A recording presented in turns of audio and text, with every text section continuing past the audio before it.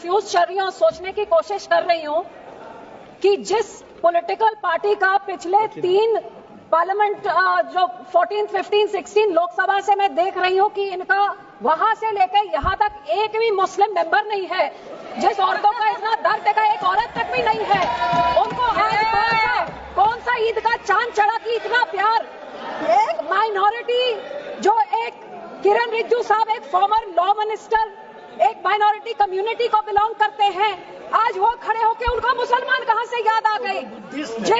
जिस minority community जिस party की सारी पॉलिटिक्स ही हिंदू मुस्लिम की पोलराइजेशन पे डिपेंडेंट है, जिसकी सारी राजनीति ही है पाकिस्तान मुसलमान खालिस्तान, आज इनको इतना दर्द कहां से आ गया कि हमारी मुसलमान बहनें हमारे मुसलमानों का पैसा वो सही लग जाए। तो सब मैं सुबह से सोच रही हूँ कि इनके जबान में तो दुआ है लेकिन दिल तो इनका काला, ये सारा देश जानता है। और यही कारण है कि संसद में 24 मुसलमान मेंबर है, सब इस तरफ, उनमें से एक जना भी इस बिल को सपोर्ट नहीं कर रहा है।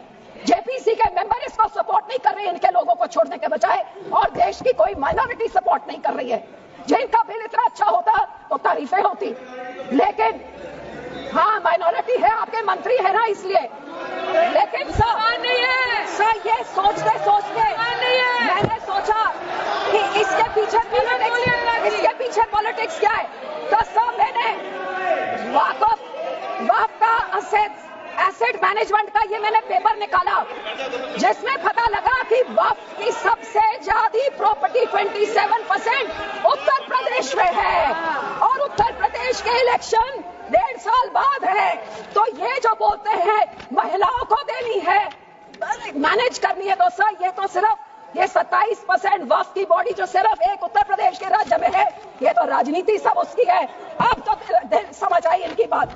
मैं इनको पूछना चाहती हूँ, मंत्री जी कह रहे थे कि जी हरियाणा में एक गुरुद्वारा, मंत्री जी जो उस यमुनानगर में गुरुद्वारा है वो हाई कोर्ट के ऑर्डर के हिसाब से हुआ था, लेकिन मैं आपसे पूछना चाहती हूँ, बिल लेके आना है, माइनॉरिटीज का दर्द है, तो हम लोग तो सिख आर्टिकल 25B की हम उसके संशोधन कई सालों से मांग रहे हैं कि हम सिख हैं, हम हिंदू नहीं है, पर आप हमको हमारी आइडेंटिटी नहीं लेके आइए, गुरुद्वारे आप डिमोलिश कर रहे, बहुत अच्छा आपका अयोध्या बन गया, लेकिन ये नियत साफ होती तो उसके बोर्ड में 2 मुसलमान को डालिए, 2 मुसलमान डालते, और उसके बाद फिर मुसलमानों के, ये आपका सिर्फ मुसलमानों के जमीनों के ऊपर कब्जा करने का, उनके पैसों का कब्जा करने का, जैसे आपने सिखों के संस्थाओं के ऊपर हमारा नंदेड़ साहब हजूर साहब के बोर्ड में इलेक्टेड मेंबर्स निकाल के गवर्नमेंट में उधर अपने नॉमिनेटेड मेंबर्स बैठा दिए, हरियाणा का हमारा तोड़ के हरियाणा की एसजीपीसी तोड़ के अपने पिट्ठू पपेट्स वहां बैठा दिए,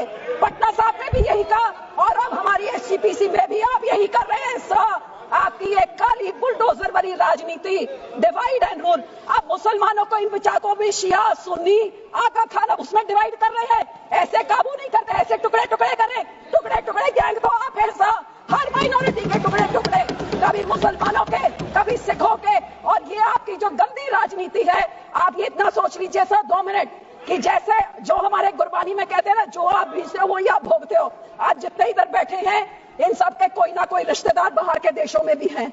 आज यहाँ पे आप मुस्लिम्स को, सिख्स को, माइनॉरिटीज को, क्रिश्चियंस को, मणिपुर में क्रिश्चियंस के साथ ऐसे बिल मुसलमानों के साथ, हमारे संस्था में सिख के साथ, जो बाहर के देशों में क्रिश्चियन डोमिनेटेड और मुस्लिम डोमिनेटेड में जो हिंदू रहते हैं, आज मणिपुर के साथ जो होता है, मणिपुर का बहुत संवेदनशील विषय है।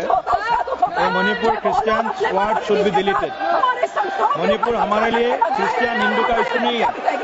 This word should be deleted. Please complete madam, please be seated, please be seated, please be seated.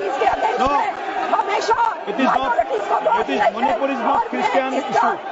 Manipur is not Christian issue. Please, please. Christian भाइयों को बोलना, I know better than you. I am from Northeast. I know better than you.